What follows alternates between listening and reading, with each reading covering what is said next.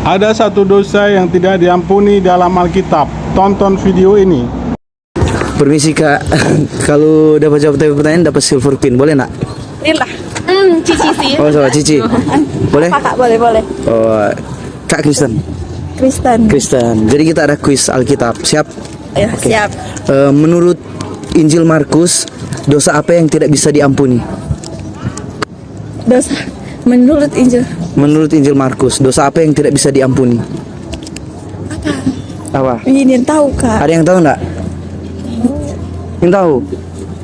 Coba buka di Google sekarang, cepat, di Markus 3 ayat 29. Markus 3 ayat 29, tetapi apabila seorang menghujat Roh Kudus, ia tidak mendapat ampun selama-lamanya, melainkan bersalah karena berbuat dosa kekal. Oke, siap. Jadi itu guys, kita silver queen. Oke, itu sudah. Oke. Thank you kak. Tuhan Yesus memberkati. Oke. Shalom. Nih. Bagaimana sih dosa menghujat Roh Kudus itu, dan mengapa dosa ini adalah dosa yang tidak terampuni di dalam kitab suci? Nah, Markus 3 ayat 22 sampai 29, ketika ahli Taurat bertemu dengan Tuhan Yesus sedang melakukan mujizat kerajaan Allah, yaitu pengusiran setan. Nah, orang-orang ahli Taurat yang melihat Tuhan Yesus melakukan mujizat ini memberikan kesimpulan aneh akan peristiwa itu dengan berkata bahwa Yesus sedang kerasukan Belzebul dan menuduh bahwa Yesus mengusir setan menggunakan penghulu setan.